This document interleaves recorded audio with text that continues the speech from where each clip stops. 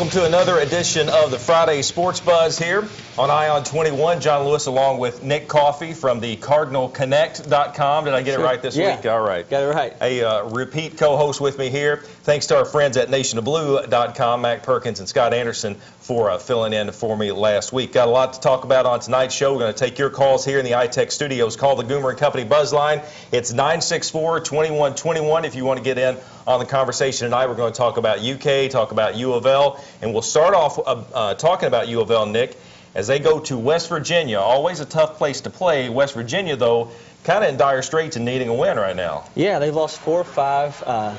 They haven't played well. They had that game against Syracuse where they had the goaltending that wasn't called, and that's kind of affected them in a very bad way. It really did. Yeah. I mean, that was an obvious goaltending. Yeah, and I think the officials actually came back later, and Big East admitted they made a mistake, and that should have been called goaltending. And they've not bounced back from that. They've played. Not only they lost games, they just haven't played very well. Yeah.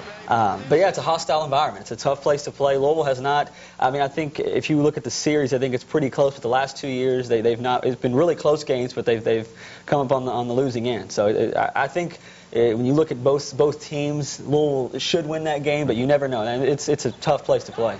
You talked about they won 4 of their last 5. That one win was against Providence, one of the worst teams in the Big East.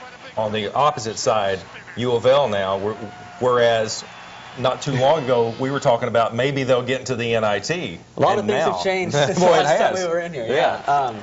No, I mean, they're rolling. I think and the biggest thing is not only are they winning games, because to be honest with you, the teams that they've beaten, I think UConn's still a good team, but there's something's going on there. But when you look at the teams they beat, there's not anybody that's going to really give you that resume win. But they're getting better. They're continuing to develop, and you're seeing something new every game. So they can keep that going, plus the addition, if Wayne Blackshear can at some point come along and make an impact, that's just going to help this team. It's good to see them making the strides they're making at this point in the season. Like I said last time I was here, if you start winning some games, you get to February and March, you're not going to remember what happened in January. No, we were really lighting into Pitino. And I mean, it looked like the team was falling apart. They quit against Georgetown. Yeah. And then they get healthy, get on a roll. What did you take away from that UConn game? I mean, we saw UConn pretty much quit. But we also saw a U of L team that played really strong. And that's the thing. I totally agree. UConn, something mentally is not right with them. They quit. So you could maybe say they laid down a little bit. But Louisville played very well. We saw some things that we haven't seen from them all season. The zone, what really stood out to me is that the perimeter, the two guys in the top of the 2-3 are really aggressive. And that when they're able to get those long rebounds and create forced turnovers in the top of that 2-3 zone, that lets them play that up-tempo style, and that's when they're at their best. Hopefully they have a quick memory and they're not thinking about the UConn game anymore. But their confidence has to be getting better. And I think the overall morale of the team has totally changed. Now that you seem like they really enjoy playing with each other, and a month ago it was the complete opposite. So what to take from the UConn game? It kind of lets you know this team actually has some talent that can play. Because as bad as UConn played, they probably have 3 or 4 guys that have 10-year NBA careers in the future. Sure. And Louisville pretty much dominated them. And looking at West Virginia too, Kevin Jones. When West Virginia lost to Notre Dame, Kevin Jones had 14 points and 12 rebounds. So I think it goes to prove that he can get his. I mean, he's the leading scorer in the Big East. He can get his, and West Virginia is still beatable. And I think that's been the case for them all year. He's been consistent, but even when they play great and win, he's consistent. Even when they lose, his stats can show you that he's having a really good year. Just one of those garbage men guys. Just doesn't do anything really pretty, but he's very, very efficient. Gets it done on both sides of the floor, offensive and defensive. But when you look at West Virginia, I think what's really going to be a test for Louisville. I think they were tested against UConn. They didn't get it tested as much as we thought they would. But Kalichka and Kevin Jones are both pretty big physical guys. Right. And I think, to say the least. Yeah. So I think we're gonna that's gonna be the biggest test as far as from a guard standpoint. I think Louisville should have the favor. West Virginia's got Truck Bryan, a guy he's a volume scorer. He does average 17 points a game, but he takes a lot of shots. Right. And even when he's not hitting, he's going to keep shooting. But then they got some other guys that are young. So I think honestly, I've never been this confident about going into West Virginia. Like I said, it's a hostile environment, but I think the way Louisville's playing and the way West Virginia's playing and how those teams match up, I'm pretty confident about it. And 5 days off for U of L, too. Yeah, absolutely. It doesn't hurt. We saw Peyton Siva looking for assists. I mean, he wasn't looking for shots against UConn, and that to me was one of the standout factors of that absolutely. game. Mentally, something's changed with him. And I think he's gotten, I don't know, you know, they talked about he's been healthy for a while now. He's moving up and down the floor faster in the last couple games than he has all season. I think we're finally seeing him at full strength. There was a quick, a long rebound that Chris Smith got. Pass it up to Peyton Siva, and he was down the court faster than anybody and had that breakaway dunk. And he's running the floor with his head up, just with a confidence and looking for guys on the perimeter, looking for Chris Smith. He's the guy who I think Gorky Zhang is the most critical guy, the guy you have to have on the floor. But Peyton Siva, when he plays very well, Louisville's a very good team. And I think, you know, you're going to eventually see that if he can keep getting better and look like he did last year, that Louisville's going to be dangerous. And Pitino is a guy who, since he has taken over U of L, averages 5 wins in February, and he's had a couple of 8-win Februarys, a couple of 6-win Februarys. I think that speaks to the point of how he gets his team really gelling as they hit the stretch. Not only that, but this is a healthy team, as we said. They've been able to practice together for 3 or 4 weeks now. Yeah, and they actually have a core, and the biggest thing from what I'm hearing is that they're able to compete in practice. You now have a first string and a second string, but the second string's not that far off. They're actually giving them competition. Wayne Blackshear's gotten healthy, really pushing Kyle Couric. Kevin Ware and Russ Smith are that second tier that's now, you know, playing against Chris Smith and Peyton Siva, and it's just become competitive, and they're getting better. And before, you know, Pitino talked, he couldn't practice like that because he didn't have the bodies to do so. So I think the fact that where they're at right now, you know, the sky's the limit. Wayne Blackshear coming back. We've heard that he could play against DePaul a week from tomorrow.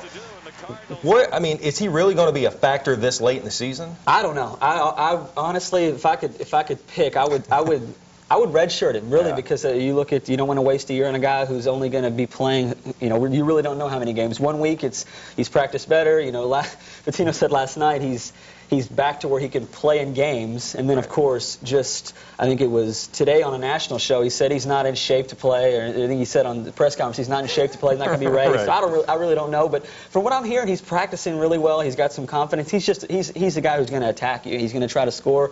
But I really think if Pitino does decide to play him, he must think that he's that good of a player. Because who do you take time away from? Exactly. I think the way Kyle Kirk's played in the last couple of games, he hasn't shot very well, but he's rebounding, getting assists. You know, in the passing lanes. I think that's the thing. I think if we do end up seeing him, it definitely means the kid is the real deal. Yeah, and you know, we talked before when U of L was in that slump. If Wayne Blackshear is healthy, you can see Pitino really bringing him in because it would give him a chance to win, red shirt or not. I think Pitino wants to win.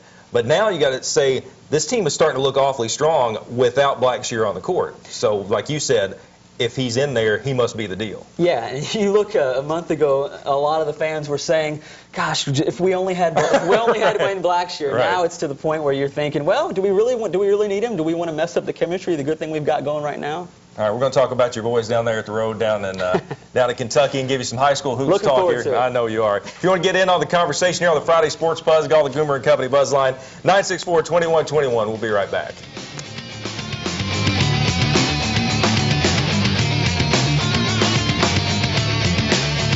Hi, I'm Jim Weeks. At MaxCare, no project is too big. We have the capabilities to handle the smallest residential project to the largest commercial undertaking. We even clean big houses like this one. And everyone has been abuzz about our amazing 4 areas for $99 special.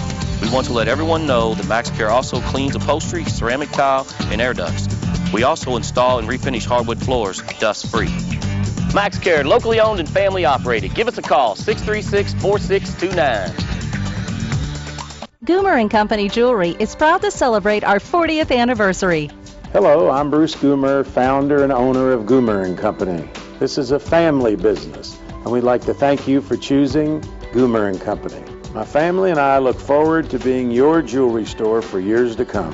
For over 40 years, we've been the largest gold, silver, and diamond dealer in the area. Come see us on Hurstburn Parkway or visit GoomerJewelry.com and experience the Goomer difference. Amanda had $3,000 until her transmission went. Rick had $4,000 before his engine died. Sue has no money and her onboard computer broke. No one likes putting money into their car for repairs. Get AutoAssure and be assured you won't have to. With AutoAssure, you never have to put money into expensive covered repairs. You keep it. It's guaranteed protection. You can keep your mechanic, your dealer. AutoAssure pays them directly. You choose the coverage you need on any make or any model car, and you don't lay out a penny. Not for a fuel injection system, air conditioning, suspension system, or anything else. We all want to keep our cars longer. The choice is yours. Do you want to pay for expensive auto repairs, or let AutoAssure pay them for you? Call right now and get a bonus package worth $100 that includes roadside assistance, towing, and rental car coverage for peace of mind. Call AutoAssure at 1-800-943-3097 right now and stop putting money into auto repairs. Go to AutoAssure.com or call 1-800-943-3097.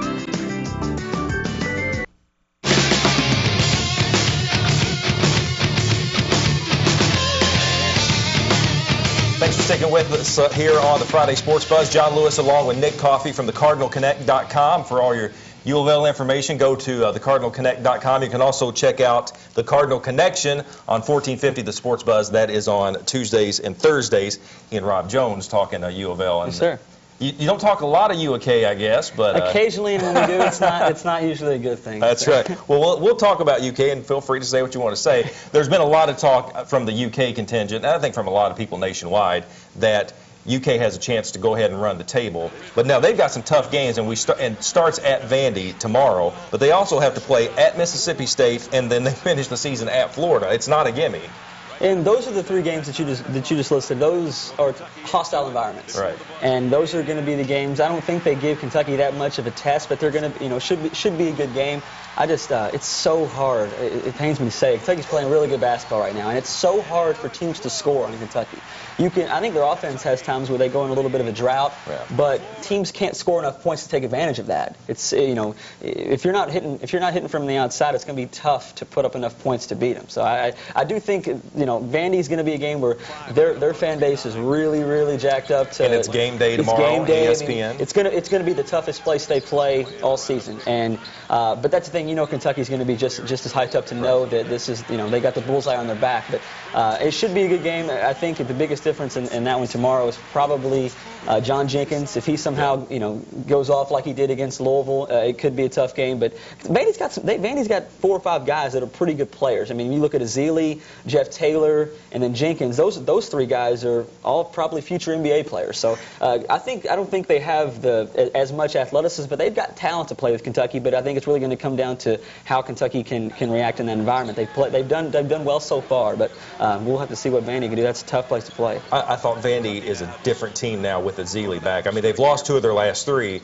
but Azili coming back that's been maybe the missing piece. I mean, he was hurt for so long, and now they have an opportunity to have him back. And as you mentioned with Jenkins, I mean, that kid, when he goes off, he can go off. Best shooter in the country. Yeah, I mean, he's a pure shooter. In fact, Rick Pitino said he shows his team video of Jenkins and the way he shoots, that he's a perfect form shooter. He doesn't need much time to get his shot off. He's as good as it gets when it comes to perimeter shooting. Let's go actually take a look at the AP standings right now, because I know you want to see who's number 1, because I know you know who's number 1. Obviously, Kentucky's still up there and getting the majority of those first-place votes. Syracuse, number 2, looking strong. Ohio State is 3rd, getting 2 first-place votes. Murray State lost their first game of the season, so now there are no more undefeateds. Indiana, 23rd, and Louisville now 24th in the AP poll. UK, number 1, do you feel like they are the number 1 team? Is Syracuse better? Is Ohio State better? That's the thing. Right now, you have that tier of teams that are above everybody else. Kentucky deserves to be number 1, and they should be number 1. But you don't really know. You don't really know. I think it all depends on how teams match up. You look at those top 3. I don't really know what the actual top 5 is, but I think the top 3 teams in the country right now is probably Kentucky, Syracuse, and Ohio State. Right. Those are the teams that look to be far and away better than everybody. But that's you've seen all season that if they get caught on a bad night and there's certain teams matches up with them well, they can be beaten. The Murray State loss, it's bizarre. You have a team that's in the top 10 in the middle of February, and they lose to a Tennessee State team that's not very good on their home court. I saw some stuff on Twitter last night. If they don't win the rest of the regular season games, I mean, there's a couple. I think the tougher games in their conference is yet to come. There's a chance that team could drop a couple in conference play and not win their conference tournament. They'll be on the bubble just because they haven't played that many good teams. I still think they get in, but it just shows you where the Ohio Valley is. I think they get in, but I think it hurts their seeding because absolutely. I felt like if they went through undefeated, that they could be a 5 or 6 seed. I think you're absolutely right, because if you look at the body of work, they haven't lost a game, but there's no way you could any team that had, say Kentucky was that #1 seed and Murray got the 3 seed, that would be a gimme. I mean, realistically, it just wouldn't be right. And I think you would have a team that didn't lose a game but wouldn't have a top 4 seed. So, and I think that would have been the right thing to do. But when we talk about rankings are, and I'm guilty of it. I talked about it on my show earlier this week. I'm guilty of it because I want to see that that number next to Louisville, because I want the national perception to look at Louisville and think they're really good. But, they don't really matter. I mean, especially this day and age, and, maybe I'm saying that because Louisville's sitting in the 20s, but something I looked up earlier this week, which is just crazy to me, is that 3 of the 4 teams that went to the Final Four last year were not ranked when they went into their conference tournament. That's nuts. That's incredible. It's crazy. VCU, Butler. Yeah, and Connecticut. They were 8-8 in Big East play, and they went nuts in the tournament. So, you talk about rankings, but it really, I think the biggest number that matters is what seeds you get and what kind of draw that leads for you. Yeah, and RPI, I think, needs to play a factor, maybe even a bigger factor. Let's go to the Goomer & Company Buzz line. You can get in here on our iTech studios. 964-2121. Let's go to Truck. Hey, Truck. Hey, how you doing? Good. I just got a quick question. How do you think Louisville's going to handle the environment tomorrow at West Virginia, with it being the last game before West Virginia goes to the Big 12? Hey, that's a very good point. West Virginia got the funds together, got the legal issues together, out of the Big East, will play in the Big 12. I don't know that it will be U of L's last shot at West Virginia, because I still think U of L gets to the Big 12 sooner or later. But they probably won't be there as quick. I don't think it's the last time, but for right now, I mean, as it looks like it will be their last time playing there, which is just, it's kind of unfortunate because it's been somewhat of a rivalry. I don't think it's nearly as much of a rivalry in basketball as it is football. Sure. But it's definitely, I mean, there's been some really good games, especially when they play in Morgantown. And then you had last year, Peyton Siva had the game winner at the Yum Center. So honestly, I expect, when you look at where West Virginia is right now, lost 4 or 5. Hungry for a win. Somewhat on the bubble. They're hungry for a win. There's somewhat of that rivalry. It's going to be a really hostile environment. I think they handle it well, but you don't really know. There is some young guys that haven't played in that kind of environment yet. It'll be interesting to see that game tomorrow. I know one guy will be watching that is Handsome Jimmy. He is on the line with us. Hey, Jimmy. Hey, John, Nick, how y'all doing, buddy? Good. What's up, Jimmy? Hey, Nick, I was just thinking, I was telling John on our show today, buddy, if everything works out, hopefully Monday Syracuse be the #1 team coming into the Yum Center, and we can knock them off. I mean, I'm not overlooking West Virginia, but I'm hoping that happens. And Nick, let me ask you, how far can we get? I think we can get a 4 seed. Nick, how you look at our seed going in there to get that double bye in the Big East tournament? Nick, you do a hell of a job, and John, you the best, buddy. I appreciate the call. Thanks, there, Jimmy. Now, I think Louisville could absolutely play their way into a 4 seed. And I think when you look at the these next 2 games are so big. West Virginia is somewhat on the bubble, but they have a pretty strong RPI. They're in the top 30 right now. Syracuse right now, they might not be ranked #1 in the country, but they have the #1 RPI. Right. So you have a chance. You could play West Virginia, you could beat them, then you could play Syracuse tough, and maybe somewhat you could come up short. Your RPI is still going to climb.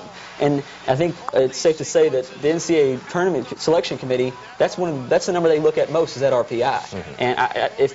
And you look at how many of the other teams are dropping games here and there. If Louisville can get past these next 2 games, which I think if Louisville beats West Virginia and somehow, regardless if Kentucky drops and Syracuse becomes #1 or not, regardless, I think that's a lot of people don't agree with me. I think that will be the biggest game in the history of the Yum Center because it's got so much significance. You're going to play a #1 team. It could change your season. It really could. I mean, obviously we know this team can drop and can lay an egg and lose to Providence by 31 points. But I think we're past that. But I think if they beat West Virginia, it's going to set up a really, really, really tough road game for Syracuse on the Monday. That's right. And if UK loses at Vanderbilt, which is very possible, Syracuse could be #1. Fingers crossed. And U of L has beaten Syracuse as the #1 team. We remember the last game at Freedom Hall. Yes, and actually Syracuse has not beaten Louisville since 2006. I was a senior in high school. That's incredible. I was not a senior in high school in 2006. All right, we're going to wrap things up and get some high school hoops on for you here on the Friday Sports Buzz. Stay with us.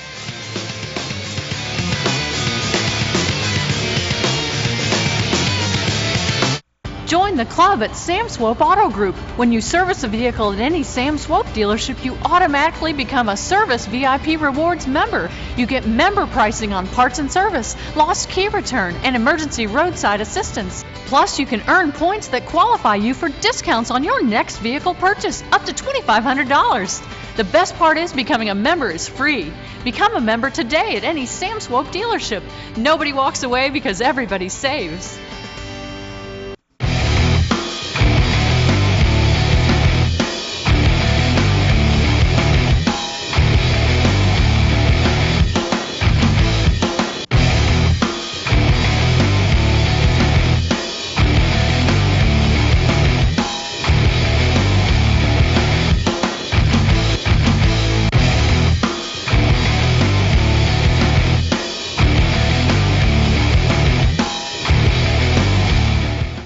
Whether it's fire danger, a serious fall, or other type of emergency, Life Alert is there for you. The first time I fell in that bedroom and I couldn't reach the phone. When you have a heart attack like I did and there's no one there, Life Alert was there for me. Having a secure feeling through Life Alert is ideal. My independence is possible because of it. Now, Life Alert can also protect you in a fire emergency with a system that automatically notifies our monitoring center. Thanks to Life Alert, you can live alone without ever being alone. And that's why I wear one. All senior citizens should have Life Alert. Please call 1-800-784-9966 for free information about Life Alert. That's 1-800-784-9966. Or visit us on the web at the address on your screen. Don't delay. Call us now at 1-800-784-9966. We're talking all things romantic this week on 21 Live. From fine dining to fun adventure, we can plan your whole Valentine's Day. So to put together your best Valentine's Day ever, shop with us on our website, shop21live.com, and of course, watch us Saturday mornings at 10. 21 Live, Kentuckiana's live local shopping show.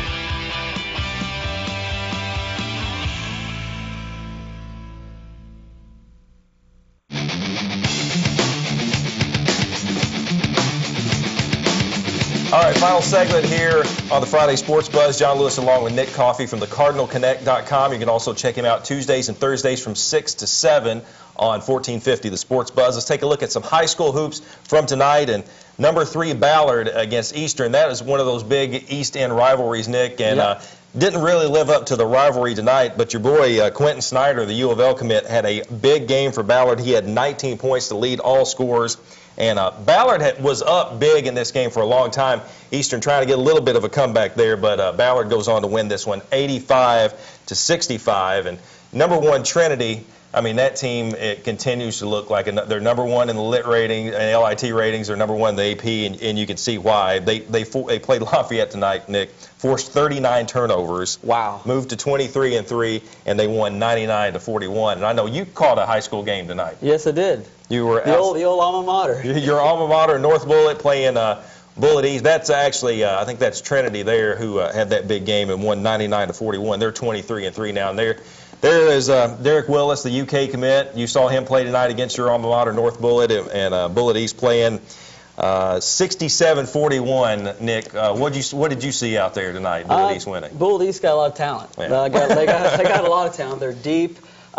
Young talent too. It's just it was. I don't even think Bullitt East played their best game, but they still the outcome was obviously in their favor. They were emptying the benches early, but it's one of those Bullitt County rivalries, which unfortunately didn't end well for my Eagles. Yeah, Bullitt East has been strong, and a lot of people talking about Derek Willis out there. Never too early to talk about March Madness. I mean, we're getting ever so closer to conference tournaments and then into the NCAA tournament. And we talked about our Final Four predictions, and when you told me, you said don't judge. But let me tell you this: I had Memphis in my first Final Four, so okay, that's fair enough. So there will be no judging on my part. But I asked Nick to give his Final Four, and I picked my Final Four. I have Kentucky and Duke, which makes me sick. Florida and San Diego State. I think that's going to be a team that is really getting overlooked. They've got a big game against UNLV. They're 20-3, and Steve Fisher continues to do a great job out there. Tell me about your Final Four. I picked Syracuse because I think their depth is as good as it gets in the country, and they don't, you know, you can not only do they have guys that they can come in and play, you don't drop off much when they bring in that second tier.